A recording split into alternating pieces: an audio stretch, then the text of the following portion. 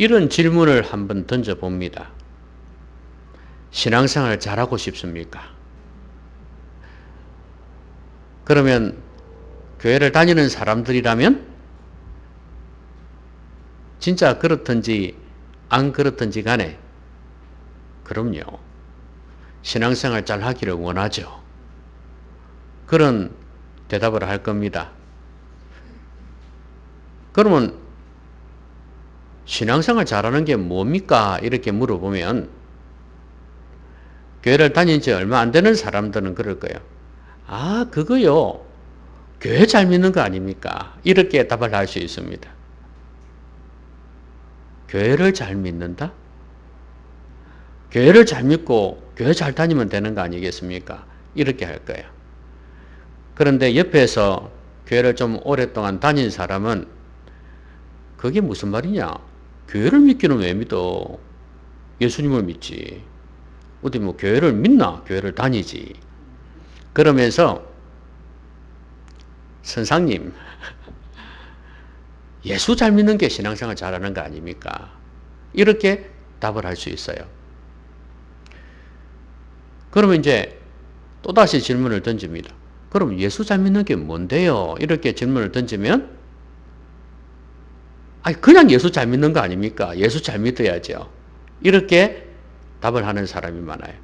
근데 조금 교회에서 공부를 좀 했다는 사람은 이렇게 말할 거예요. 예수님께서 우리 죄 때문에 십자가에서 죽으셨는데 그 예수님을 내가 믿는 거 아닙니까? 이제 좀 제법 진일보한 대답이다. 그죠? 틀린 말은 아니니까. 그죠?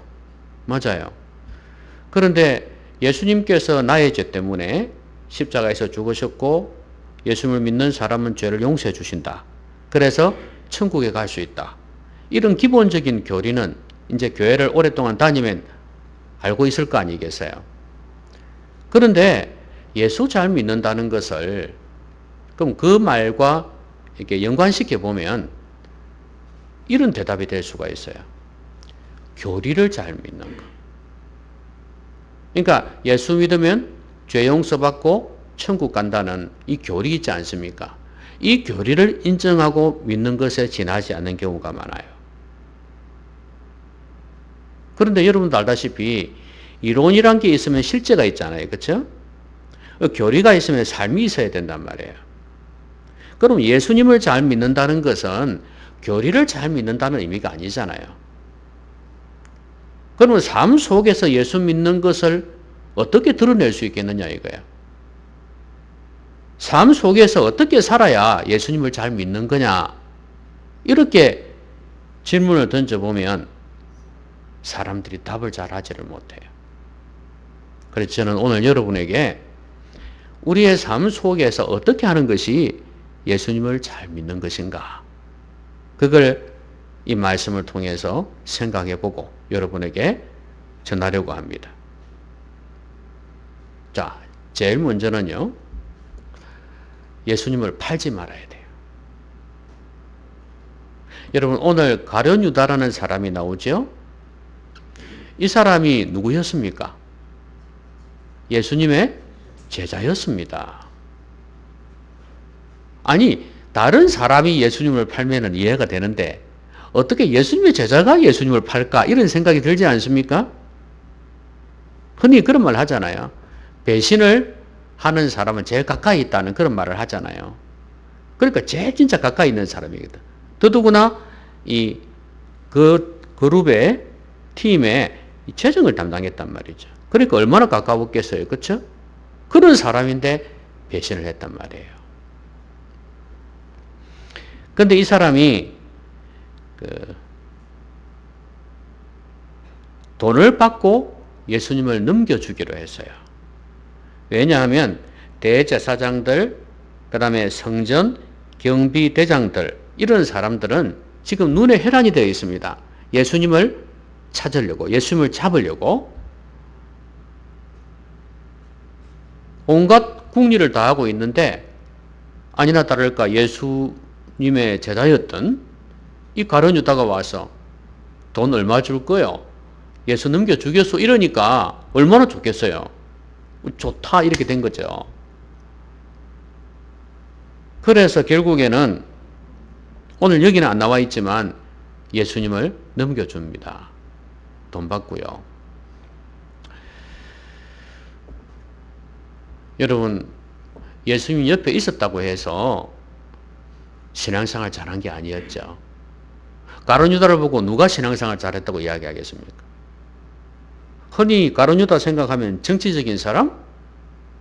이렇게 생각할 수 있지만 아니에요. 이 사람은 예수님의 제자였어요. 그리고 이 사람은 열심당원이에요. 유대인으로서 열심당원이에요. 그러니까 이런 사람을 종교와 상관이 없는 사람이라고 그렇게 이야기할 수가 없단 말이죠. 근데 이 사람이 예수님을 팔았어요. 근데 사탄이 그 안에 들어갔다 그랬거든요. 처음에는 예수를 팔려는 생각을 넣었다 그랬거든요. 그 다음에 이제 사탄이 직접 들어갔어요. 역사했어요. 그러면 예수님을 파는 것은 사탄이 역사해서 그렇다고 볼 수 있어요. 근데 여러분, 우리가 사탄이 역사하지 않는 사람이 있습니까? 우리 중에? 어느 누구도 예외가 없어요. 그러면 우리도 예수님을 팔 수 있다는 이야기예요. 그럼 예수님을 판다는 건 뭐예요? 이 가룟 유다 입장에서는 뭡니까? 돈을 받고 판 거잖아요. 그러니까 두 개 중에서 선택을 한 거죠. 예수님 대신에 돈을 선택한 거죠. 그래서 이걸 우선순위에 두었고 이것을 내 것으로 삼았어요. 예수님은 나에게서 멀어져 간 거죠. 팔기로 작정한 순간부터 예수님은 벌써 멀어졌습니다. 우리의 삶 속에서 돈 때문에 예수님을 팔아버렸다? 예수님을 멀리했다? 뒷전에 둬버렸다? 똑같은 거예요.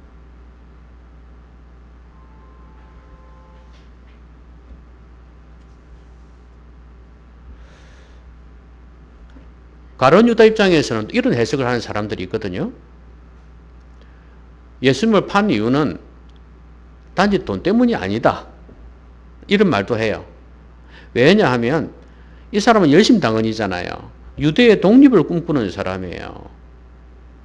지금 식민지 아래에 있기 때문에 어떻게 하면 우리 민족이 독립을 할까, 우리나라가 독립을 할까 이 생각하고 있었는데 예수님이 대단하신 분이거든요. 기적도 행하셨고 말씀도 잘하시고 사람들을 모으는 선동가처럼 그렇게 보였단 말이죠.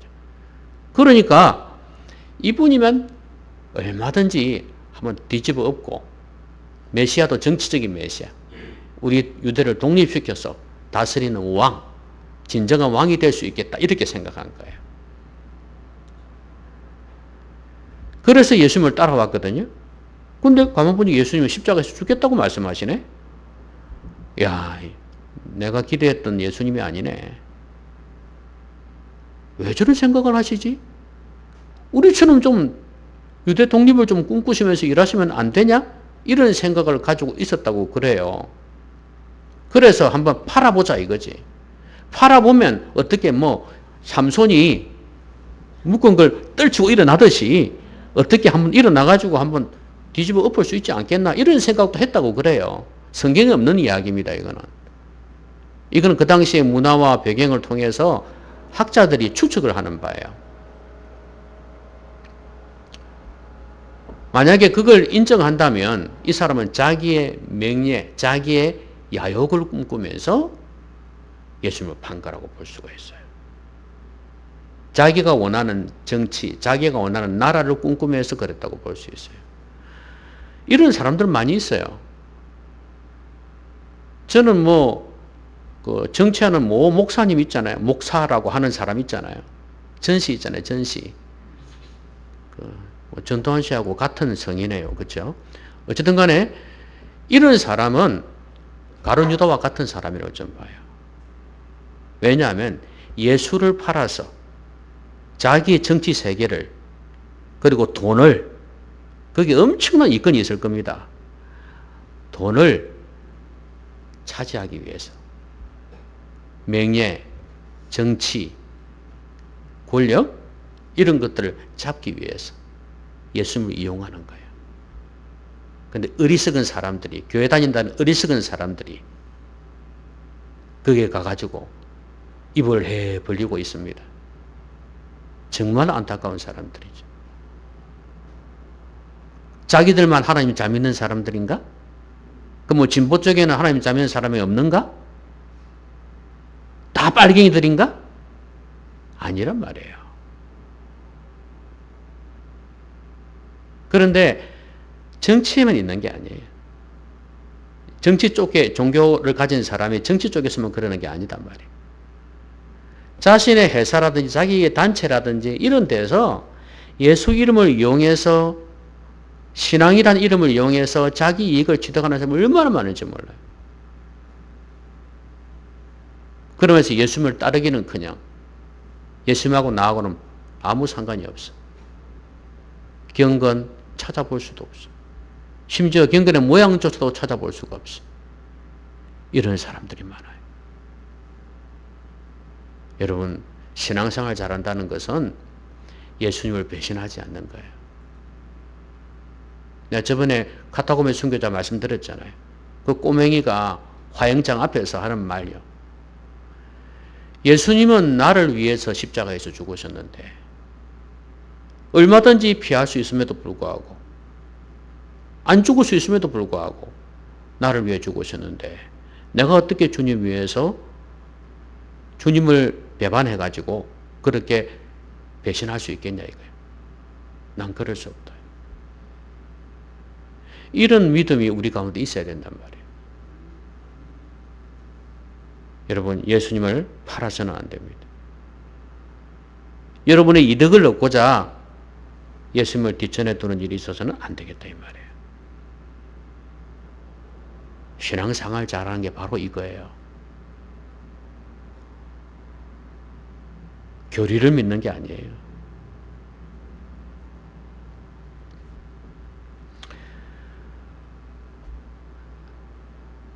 교회에서 쫓겨난 예수님, 교회에서 추방당한 예수라는 책이 있어요. 그 책을 옛날에 2번이나 읽었었는데 최근에 또 읽게 되었습니다. 그런데 그 책 내용에 이런 게 있습니다.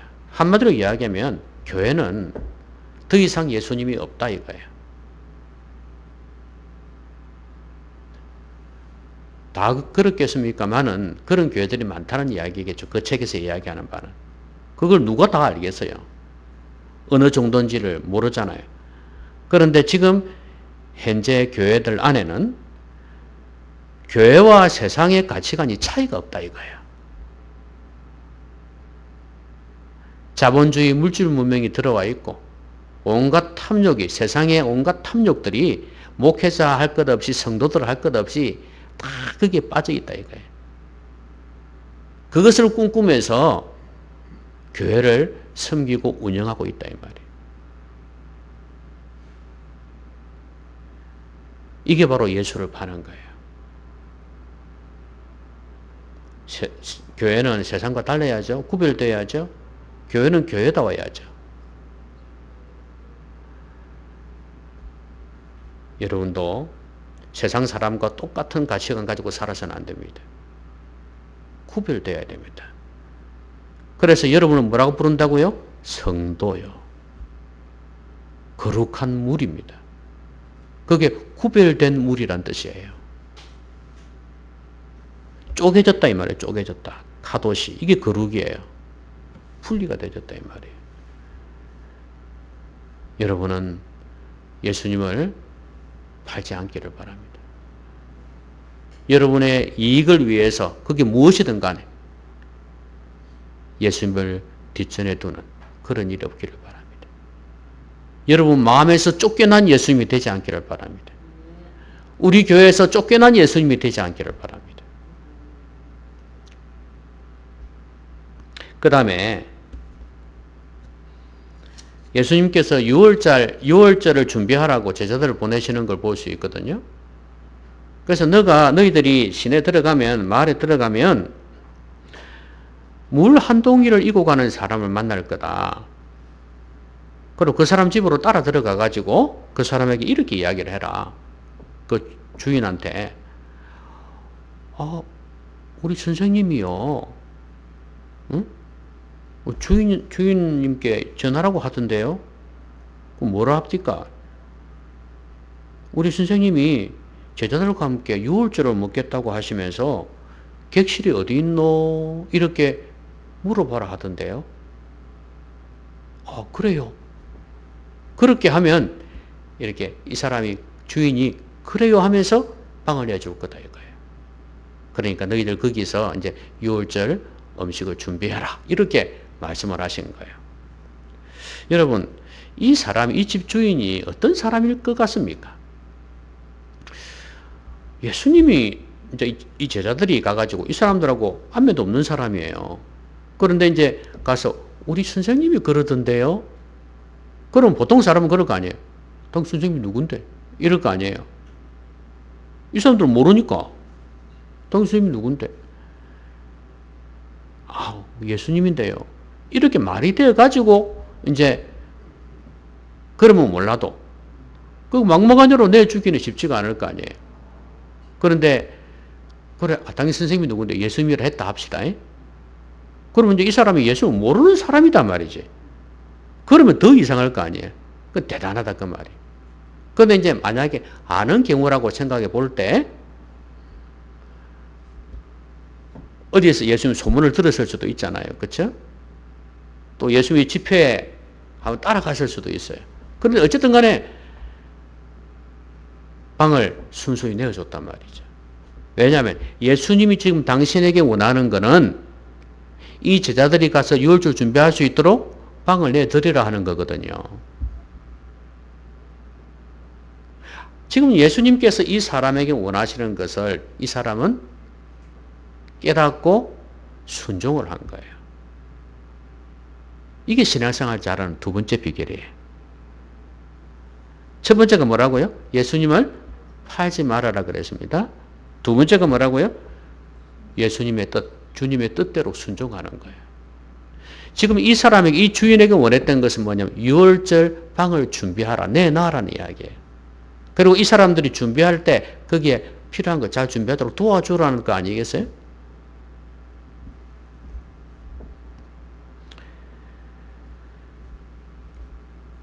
이 말씀을 두고 봐라. 주님이 원하시는 걸 다 드렸잖냐. 어?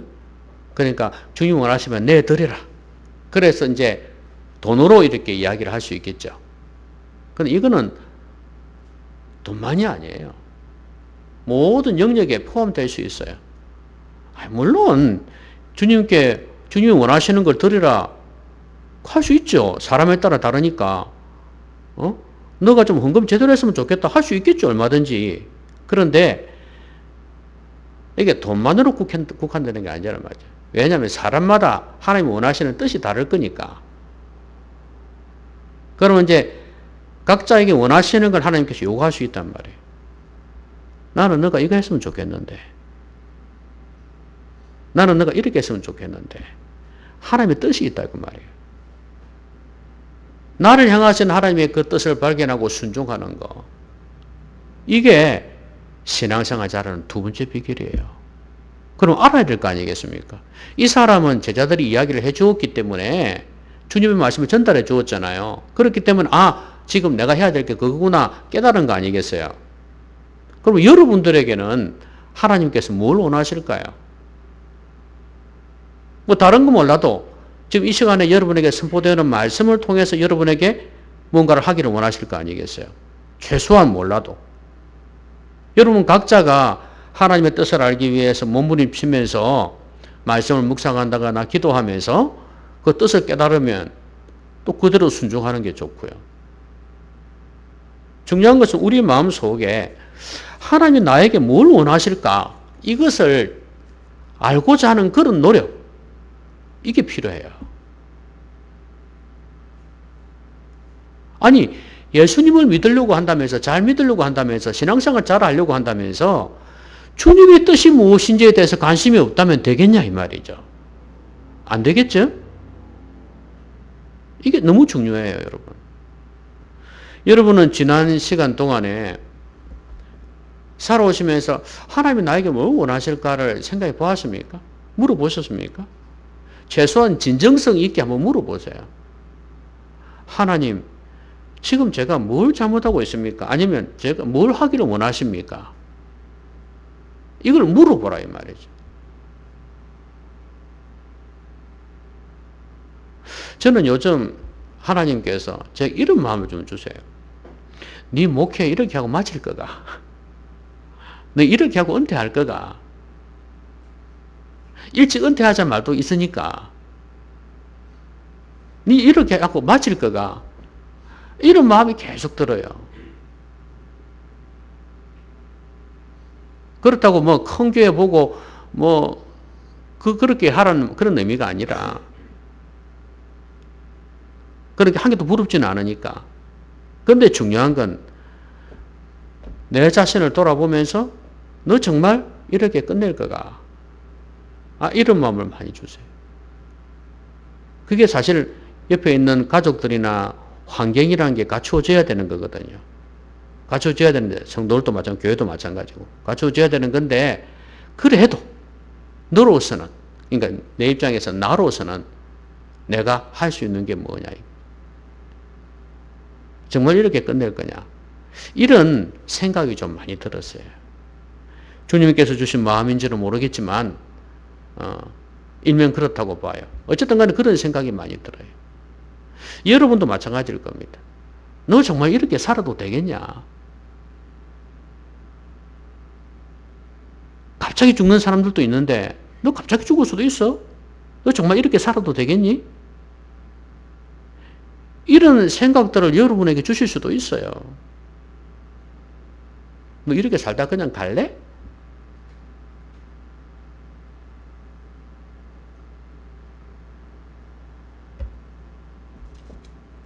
어쨌든 주님의 뜻이 무엇인지를 알고 순종하는 것. 이게 정말 중요합니다.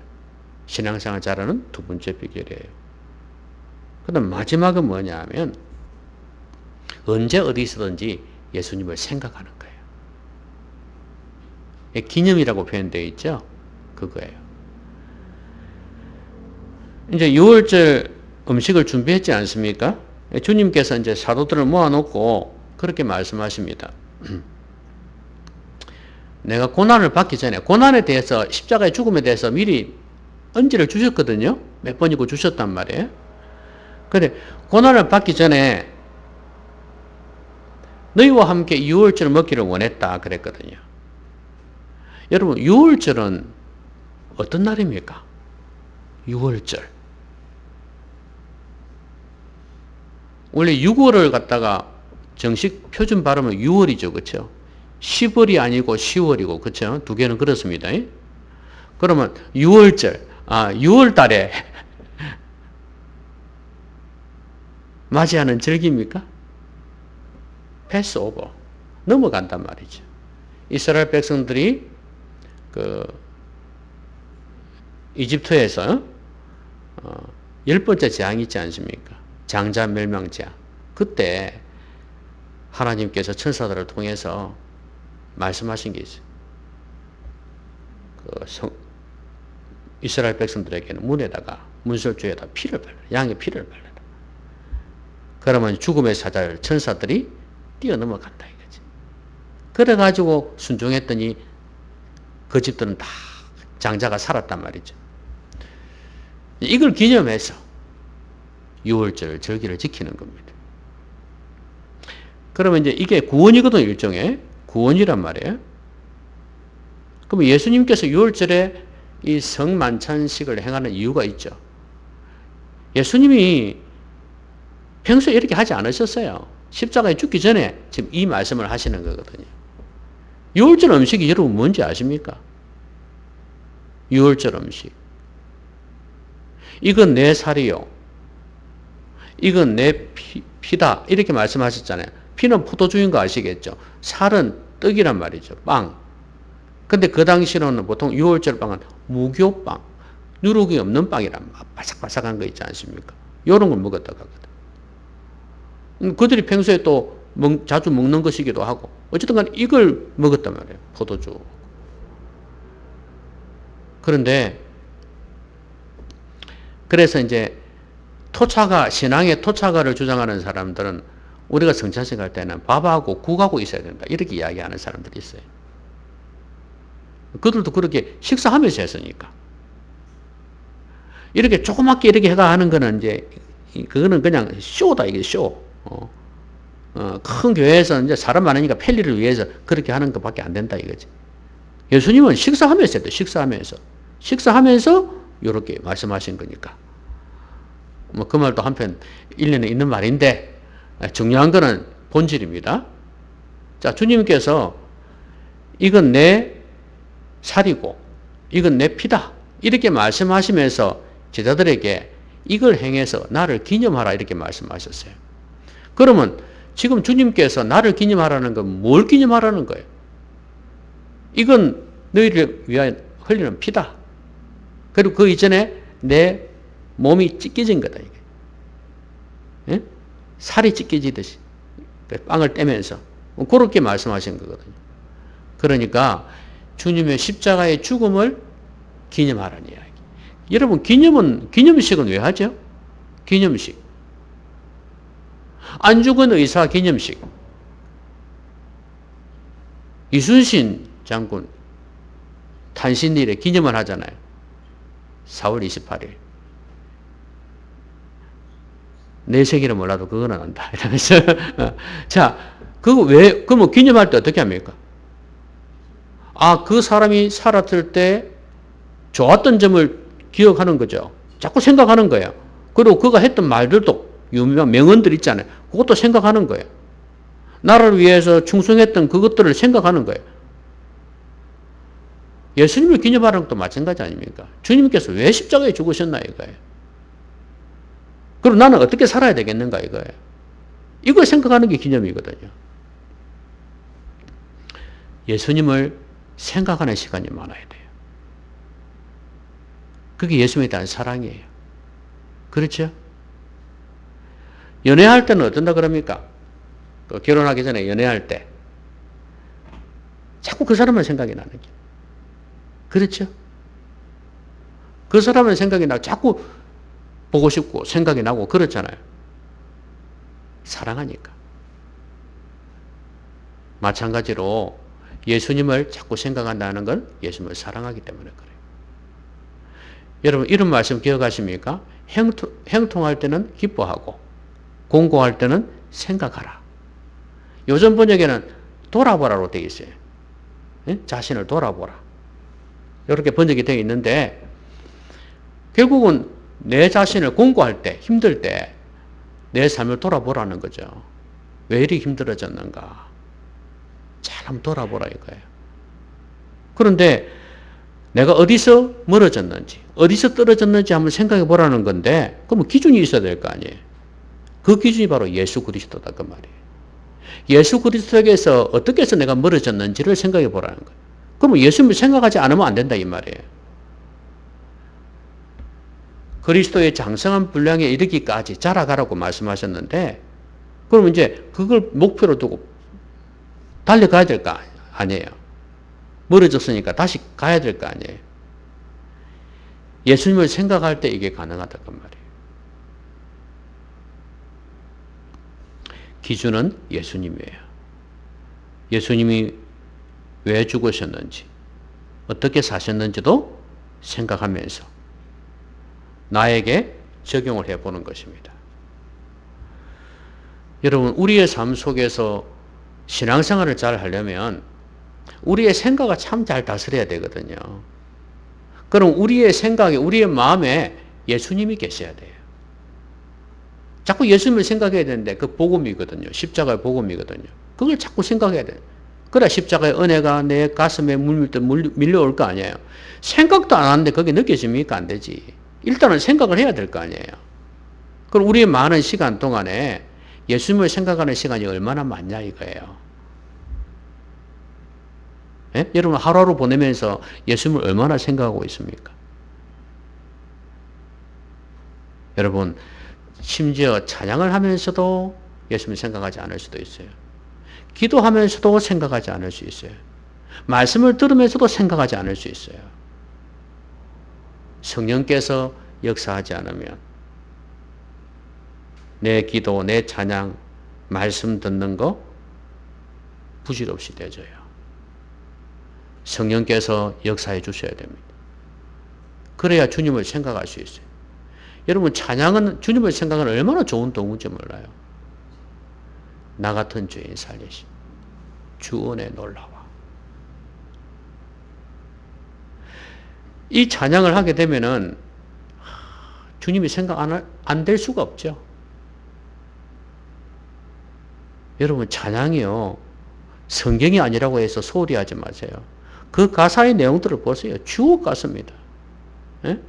찬양 가사의 내용을 보면 진짜 신앙에 도증이 되는 내용들이 너무 많아요. 우리에게 은혜를 주는, 우리를 다시 한번 새롭게 하는 그런 내용들이 많습니다.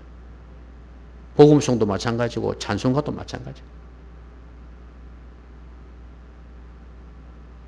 맨날 여행가 들으면서 내 나이가 어때서 이렇게 하지 말고, 아니 그것도 불러도 괜찮습니다. 뭐 그냥 신날 때 그냥 뭐 부르는 게 뭐 재미가 돼. 그것만 하지 마라 이 말이에요. 찬양하는 시간도 없으면서 그런 거나 부르고 있으면 안 되잖아요. 성도가 아니지. 그래서 여러분이 찬양을 할 때도 그렇고 그 다음에 기도할 때도 마찬가지예요. 주님을 생각할 수 있어요. 특별히 경건서적은요, 책을 읽는다는 걸 자꾸 생각하게 되거든. 이해 못하면 또 와서 보고, 그래서 또 생각하고 이러거든요. 경건서적은 예수님을 깊이 생각할 수 있는 제일 좋은 도구예요. 당연히 성경책. 근데 성경은 구약에 예수님이 안 나타나 있기 때문에 일반 성도들은 어느 구절이 예수님의 이야기인지 몰라요. 신약만 보겠죠, 주로 그러면. 신약이, 구약은 예수님을 생각해서도 읽어야 되겠지만 그냥 읽어도 상관은 없는데 하나님을 생각하면서. 근데 신약 성경은 예수님에 대한 이야기가 직접 나와 있단 말이죠. 그러면 예수님을 생각하기 참 좋죠.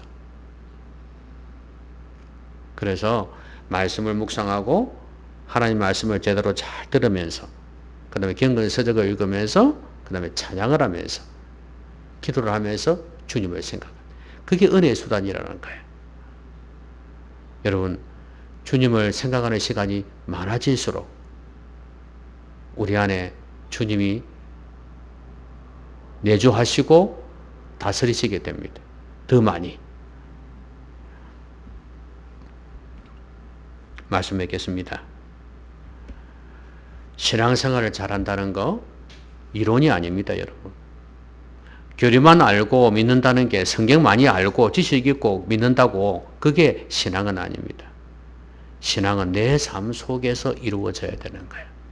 그 믿음이 내 삶 속에서 표현되어져야 되는 거예요. 그래야 신앙생활 잘한다고 볼 수가 있어요. 예수님을 팔면 안 됩니다. 다른 것, 그걸 또 우선시하지 말라는 이야기예요. 아시겠죠? 주님이 하신 말씀 있죠? 내 형제나 부모나 그 어떤 거라도 나보다 더 사랑해서는 안 된다. 주님이 최고의 우선순위를 가져야 돼요.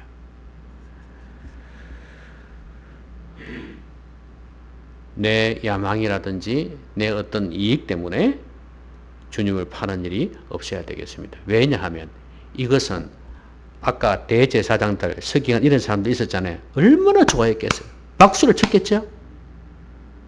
바로 우리의 이런 삶이 사탄을 기쁘게 하고 마귀를 기쁘게 하고 귀신들을 기쁘게 하고 세상 사람들을 기쁘게 하는 일이란 말이에요. 여러분, 우리가 그 사람들을 기쁘게 해서 되겠습니까? 예? 마귀와 귀신들을 기쁘게 해서 되겠냐 이 말이에요. 그리고 주님의 뜻대로 순종해야 된다. 나를 향하신 주님의 뜻이 무엇일까? 그 주인한테는 객실을 내주는 건데 나를 향하신 주님의 뜻은 무엇일까? 그걸 생각해야 돼. 나는 너가 이랬으면 좋겠다. 제발 이렇게 살았으면 좋겠다. 그렇게 말씀하시는 하나님의 뜻, 이걸 발견해서 순종하셨으면 좋겠어요. 그리고 마지막으로는 늘 예수님을 생각해라. 언제 어디서든지. 그 시간이 많아지게 해라. 아무쪼록 신앙생활 진짜로 잘하시는 여러분 되시기 바랍니다. 신앙생활 정말 잘하시는 우리 성도님들 되시기 바랍니다. 기도합시다. 말씀 생각하면서 소리 내서 기도하겠습니다.